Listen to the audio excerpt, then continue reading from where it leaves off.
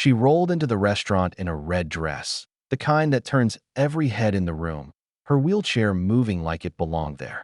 I could feel people staring, waiting for me to react. Instead, I stood, walked toward her, and said something that made her stop cold. I hadn't been on a date since Rachel died, and if it were up to me, that streak would have stayed unbroken. Most nights I was perfectly content with reheated leftovers, a stack of ungraded papers, and whatever history documentary was streaming. But my daughter Grace had other ideas. She caught me standing in front of the bathroom mirror that evening, fiddling with a tie I hadn't worn in years. "Dad," she said, tugging the knot tight like she was the parent and I was the kid, "you deserve to be happy again. Mom would want this for you." I tried to argue. I reminded her how awkward I was at small talk, how the last time I'd been on a date, cell phones still had buttons. But Grace wasn't budging. 16 years old, sharp as a whip, she had Rachel's way of seeing straight through excuses. When I finally sat down at Morello's, the little Italian place on the corner, my water glass was already half empty from nervous sips. The place smelled like garlic and red wine, warm and familiar, but my stomach was twisted in knots. I checked my watch twice, adjusted my tie 3 times, and rehearsed what I'd say if the date went south. Probably something lame like, "Nice meeting you," while bolting for the door. But under the nerves, I kept hearing Grace's voice. "Mom would want this for you." She'd said it with such certainty that I didn't dare doubt her. For years she'd been the steady one, slipping post-it notes with little pep talks onto my bathroom mirror, keeping us both moving forward when grief threatened to stall us out. She'd grown up faster than any kid should have to, and she'd been pushing me toward this night like it was her personal mission. So there I was, sitting in a corner booth with clammy palms, waiting for a stranger who supposedly loved history documentaries and, according to my coworker Angela, was special. I wasn't sure what that meant anymore. But I was here because my daughter believed I still had a shot at something more than just surviving. And as the restaurant door opened with a soft chime, I realized tonight was about more than just a date. It was about proving to myself, and to Grace, that maybe, just maybe, life still had chapters worth turning. The soft chime above the restaurant door rang again, and when I looked up, my world stopped moving for a second. She came in with her head held high, blonde hair pulled into a perfect bun, a red dress that looked sharp enough to cut glass, and a sleek, modern wheelchair that rolled in as naturally as if it belonged to her. Amy Monroe. That was her name. But in that moment, she was just the woman who made me forget how to breathe. I knew that look she had when she paused at the threshold. Her green eyes swept the restaurant in one fluid scan, measuring door widths, table spacing, obstacles in her path. I'd seen that exact calculation before, and it hit me like a punch to the chest. Rachel used to do the same thing. Different woman, different life, same determined gaze. The hostess flustered, stammering about a step up to the main dining area. Before Amy had to ask, I was already out of my seat, my voice steady despite the storm inside me. "There's a ramp through the side patio," I said, almost startling her. I noticed it when I came in. She blinked, caught off guard, then tilted her chin up at me. "You must be Luke." "I am," I said, smiling as naturally as I could manage. "May I show you the way?" A small flicker, surprise mixed with relief, passed across her face before she gave the slightest nod. "Lead on." So I did. I walked beside her through the side entrance, not ahead, not behind, just alongside. And for the first time that night, my nerves quieted. There was something about the way she carried herself, sharp, composed, professional, mask firmly in place, that made me want to prove I wasn't just another man who saw her chair first and her second. When we sat down, she studied me like I was a puzzle she meant to solve. "Most people either stare," she said plainly, "or they pretend not to notice at all. You did neither." I set down my menu and met her eyes. Should I have pretended not to notice? That pulled a laugh out of her, genuine and warm, the kind of laugh that changes a person's whole face. No, I'd prefer they just see it as part of who I am. Like eye color, or the way someone laughs. "Then that's how I'll see it," I said simply. For the first time that evening, something shifted between us. It wasn't just two people on a blind date anymore. It was two people who understood more than what met the eye. The waiter came, and Amy ordered like someone who knew her way around menus that didn't bother listing prices. Calm, confident, asking about ingredients and wine pairings with the kind of ease that only comes from practice. I couldn't help but watch her, fascinated not just by the polish, but by the certainty in her tone. "So," she said once the waiter left, her eyes still studying me. "Angela tells me you're a history teacher. That must be challenging." I smirked at her choice of words. Diplomatic way of putting it. Teenagers are like tiny tornadoes with hormones. But they're also brutally honest. If I show up in a bad tie or a bad mood, they'll tell me to my face. She tilted her head, amused. "Sounds terrifying." "It keeps me humble," I said, taking a sip of wine. "Angela mentioned you work in tech, but she kept it vague. What is it exactly that you do?" Her lips curved into the kind of smile people give when they're about to drop a bomb. "I run Monroe Technologies. I'm the CEO." I almost choked on my wine. Monroe Technologies, as in the company that's been all over the news for reinventing data security? "Guilty," she said, eyes sparkling with amusement. I let out a low whistle. Wow, Grace is going to lose her mind when she hears this. She's into coding, reads Forbes for fun, follows industry leaders. She'll probably have a million questions for you. Amy leaned forward. "Smart kid. How old?" 16 going on 35, I said with a half smile. "She's been the adult in our house more times than I'd like to admit." Her expression softened. "Tell me about her." For the next 20 minutes, I forgot where I was. I told Amy about Grace's wit, her stubborn streak with calculus, her habit of leaving sticky notes with motivational scribbles on my mirror. Amy listened, not politely, not like someone waiting for her turn to talk, but like she actually cared. "She sounds remarkable," Amy said as our appetizers arrived. "She is," I said quietly. "She's had to be." Amy set her fork down, reading something in my tone. "Demands it of her?" she asked gently. I nodded, my voice low. "She lost her mom 4 years ago. Rachel fought a long illness. Grace grew up faster than any kid should have to." Amy's eyes softened. "I'm so sorry." "Thank you." I met her gaze, and for a moment the noise of the restaurant faded. It was a 3-year battle. Rachel was incredible through all of it. Stronger than I was, honestly. Amy's face changed, something tightening in her chest that she didn't try to hide. "What was her name?" "Rachel," I said, a small smile tugging at the memory. "She would have liked you." She had this theory, said you could judge a person by how they treated wait staff and if they looked people in the eye when they talked. Amy's lips curved into a quiet smile. "And I assume you passed both tests tonight?" "With flying colors, apparently." We ate in comfortable silence for a few moments before she looked up again.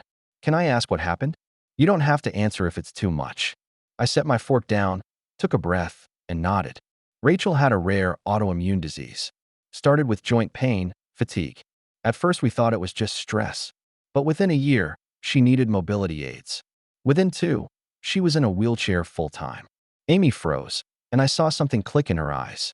She looked at me differently now, as if puzzle pieces had suddenly locked into place. "That's why you knew about the ramp," she said softly. I nodded. "Among other things. I learned to see the world differently back then. To notice curb cuts, door widths, and obstacles most people never think about. To realize most of the barriers aren't the physical ones. It's how people react." For the first time that night, Amy didn't have a quick comeback. She just held my gaze, and in that silence, there was something that felt less like a date and more like recognition. Amy's fingers traced the rim of her wine glass, and when she finally spoke, her voice carried the weight of someone who'd told this story too many times and never quite gotten used to it. "I was 28, she said, competing in cross-country horseback riding. I'd trained since I was 12, dreamed of the Olympics. One bad moment. My horse spooked. I hit a stone wall, shattered 3 vertebrae. T12, L1. The doctors explained it like they were reading off a repair manual. Complete spinal cord injury, no sensation below the point of injury. Just facts. No room for what it meant to live with it." I listened quietly. No interruptions, no forced sympathy. Just her words. "How long?" I asked gently. 6 months in hospitals and rehab facilities. But the real recovery, figuring out who I was going to be now, that took years. Her eyes flicked up at me, sharp and steady. "I built Monroe Technologies from a hospital bed. Started with consulting jobs on a laptop, grew it into something real. At first because I needed the income. Later because I needed to prove, to myself, to everyone, that my brain still worked even if my legs didn't." I leaned in. "Proving it to yourself or to them?" A pause. Then she admitted, "Both." A woman in tech was unusual enough. A woman in a wheelchair? They either saw me as an inspiration or a liability. Never just a CEO, so I used that. Their underestimation became leverage. If they expected fragile, I gave them ruthless. She grinned then, sharp as glass. Very effective in negotiations. That grin pulled a laugh out of me. Remind me never to buy a used car from you. Her laughter this time wasn't sharp. It was real, soft, and it lit up her whole face. But underneath it, I could feel the unspoken bond stretching between us. Not pity, not admiration, recognition. When our trace arrived, the conversation shifted. Grace's plans for college, Amy's newest project at work, our shared love of history documentaries. On the surface, it was light, almost ordinary. But beneath it, something else was building, layer by layer, like the slow tightening of a knot. Later, as the waiter cleared plates, Amy looked at me across the table and said quietly, "Can I tell you something?" "Of course. I almost canceled tonight. 3 times, actually. Why didn't you?" I asked. Her lips curved faintly. "Angela said you had the gentlest heart she'd ever known. In my world, gentleness is rare." I was curious what that looked like. I set down my fork, the honesty of the moment hanging heavy between us. "And what does it look like?" She held my gaze. "Like someone who notices ramps without being asked. Like someone who talks about his daughter with joy even while carrying loss. Like someone who sees strength instead of limitation." I didn't answer right away. I just looked at her, really looked at her, and realized we weren't just 2 strangers on a blind date anymore. We were 2 people carrying scars, testing whether the other one could see past them. And for the first time in years, I felt like maybe someone could. 2 weeks later, Amy was sitting in my kitchen, balancing a glass of water in her hand while Grace grilled her like a Fortune 500 executive giving a TED Talk. My apartment wasn't much to look at: 2 bedrooms, peeling paint in the hallway, lesson plans scattered across the counter, but it was home.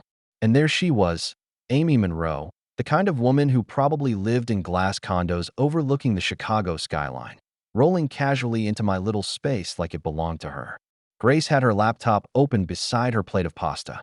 "So, when you started Monroe Technologies," she asked with all the seriousness of a congressional hearing, "were you worried about market volatility in emerging tech sectors?" Amy almost choked on her water. "Did you just ask me about market volatility?"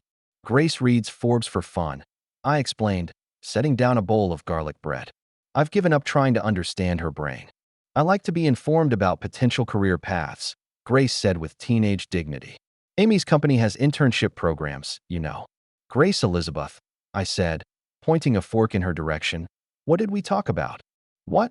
she shot back, trying to look innocent. "I'm just saying. Hypothetically."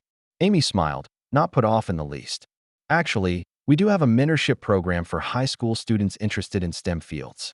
If you're serious, not just being polite, I'd be happy to consider you." Grace's eyes went wide. "Are you serious?" "Dead serious," Amy said. "Send me your transcript and a short statement about why tech excites you. I'll see what I can do." Grace shot out of her chair and wrapped her arms around Amy's shoulders, nearly knocking the water glass over. Amy laughed, hugging her back with one arm. Over Grace's shoulder, she caught my eye, and what I saw there almost floored me. Warmth, affection, something that looked dangerously close to belonging. Later, after dinner, Grace retreated to her room with a stack of programming books Amy had brought. The apartment quieted, and Amy and I ended up in the living room, her chair close to the couch so our knees nearly touched. "She adores you," I said, still half in disbelief.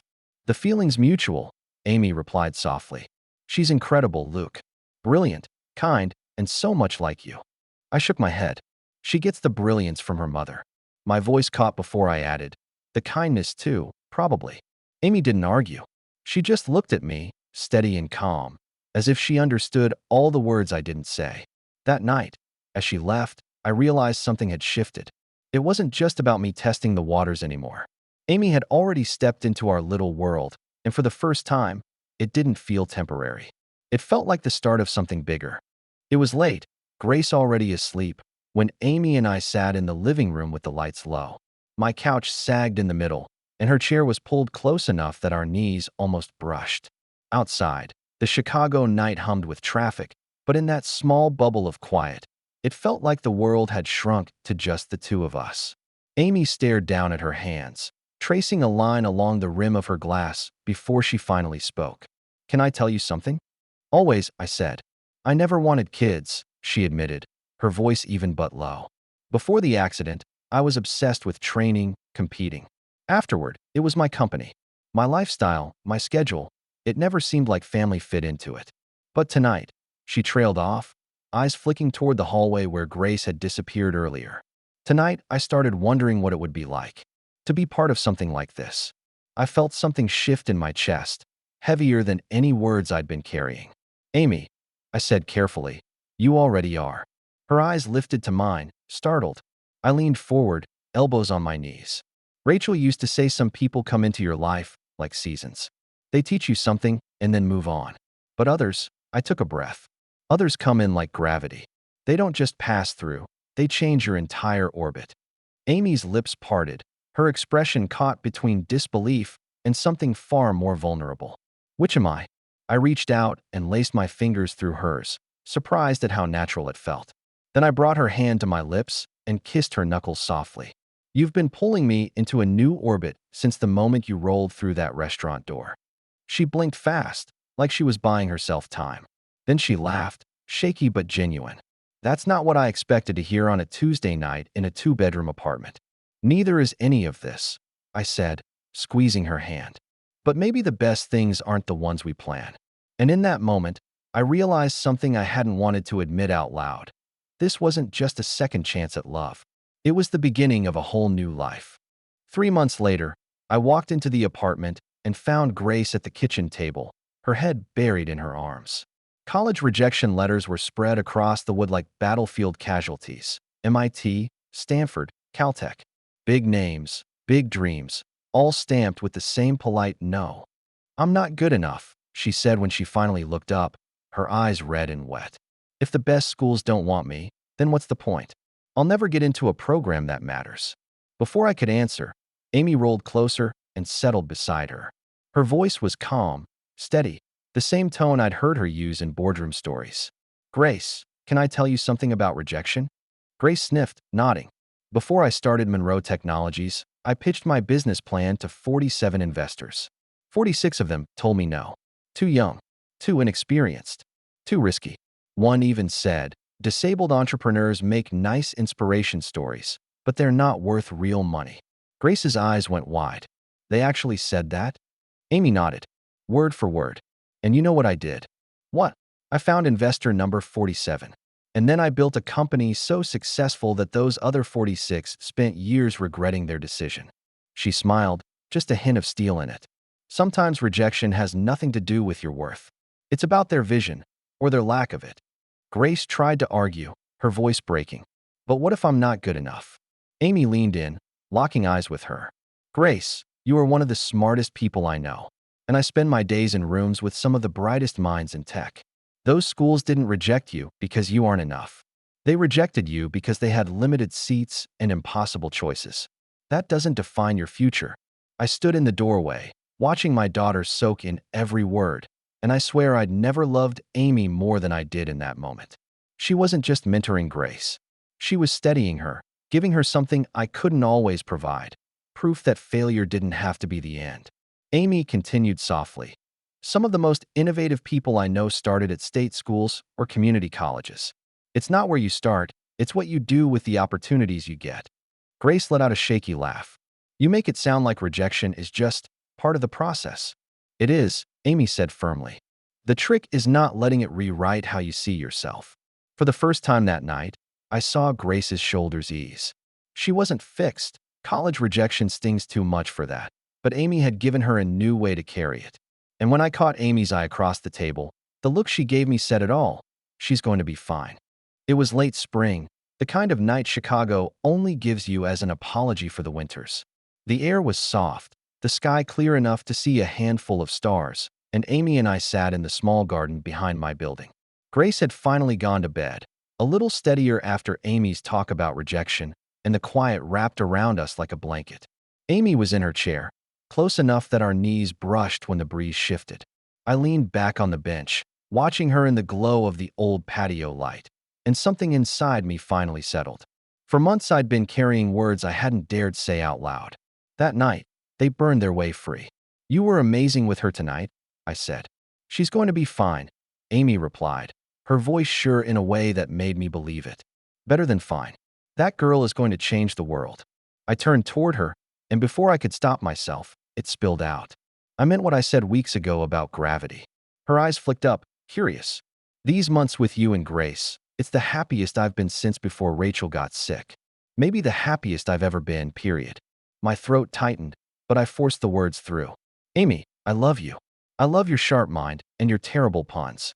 I love the way you argue with the TV during news segments. I love how you see Grace, not as some extension of me, but as her own person.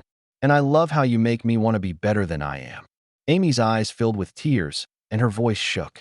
I love you too, Luke. So much it terrifies me. Why? I asked softly. Because I've spent years building walls to keep myself from feeling this, from risking this. And if you walked away, her voice cracked, and she shook her head. I don't know what I'd do. I reached for her hands, holding them tight. Amy, look at me. She did, and all she saw was what I meant. I'm not going anywhere. Not because of work stress, not because of awkward stares, not because of your chair or anything else. You're stuck with me. That's a promise. Her laugh came out broken, wet with tears. Promise. Promise. On one condition. She raised an eyebrow. What condition? I slid off the bench and onto one knee, the damp grass soaking into my jeans. From my pocket, I pulled out the small velvet box I'd been hiding for weeks. When I opened it, the simple solitaire ring caught the patio light and sent it dancing across her face. Marry me, Amy Monroe, I said, my voice steady for the first time all night. Marry me, and let's build something beautiful together. Let's show Grace what love looks like when it's brave and real and willing to risk everything. Amy's hand flew to her mouth, her breath catching hard. Then she laughed through her tears, nodding furiously. Yes, yes, absolutely yes. I slid the ring onto her finger, and when I looked up, she was glowing, not just with joy, but with the kind of certainty that makes you believe in second chances. And as I rose and kissed her, I realized I hadn't just found love again. I'd found gravity. 6 months later, I stood in Morello's, the same little Italian place where it all began. Only this time, I wasn't sweating through a blind date. I was standing at the front of the room, waiting for Amy Monroe to roll down the aisle toward me. We'd chosen this spot because it wasn't flashy, it wasn't polished, it was us. The warm lighting, the smell of garlic and red wine, the clinking of glasses. The place where nerves turned into recognition, where a ramp became more than just an entrance. The ceremony was small. A few close friends, Amy's parents flown in from Boston, and of course Grace, who stood beside me as maid of honor. She wore a simple dress, her hair curled in a way that made her look too grown up, and she gripped her speech notes like they were a lifeline. When Amy rolled in, radiant in a gown that seemed designed to make her green eyes shine brighter than anything else in the room, my chest tightened. For the first time in years, I wasn't thinking about loss. I was thinking about what I'd gained. Our vows were short but heavy. I spoke about second chances and the courage to love again. Amy talked about being seen fully, without filters, and loved for all of it. By the time we were done, there wasn't a dry eye in the place. Then, instead of the traditional kiss where the groom leans down over the bride, I knelt beside her chair, cupped her face in my hands, and kissed her like I'd been waiting my whole life for that exact moment. The photographer nearly forgot to click the shutter. At the reception, Grace raised her glass and delivered a toast that silenced the room. Amy, she said, her voice clear and strong. Thank you for showing my dad that his heart was big enough for more love. And Dad, thank you for showing Amy that she deserves someone who will love her exactly as she is. You two are proof that the best love stories aren't about perfect people. They're about real people choosing each other every single day. No one clapped right away. Everyone was too busy wiping their eyes. When they finally did, the applause shook the walls. Later, Amy and I danced, her in her chair, me beside her, moving in a rhythm that was more about laughter than steps. She looked up at me, her smile soft and knowing.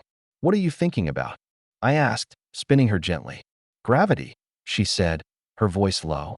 And how sometimes the most beautiful part of falling is landing exactly where you're supposed to be. I kissed her forehead and whispered back, here's to gravity.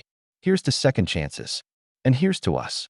And in that moment, surrounded by family, friends, and the Chicago skyline glittering beyond the windows, I knew one thing for sure. Rachel would have smiled at this.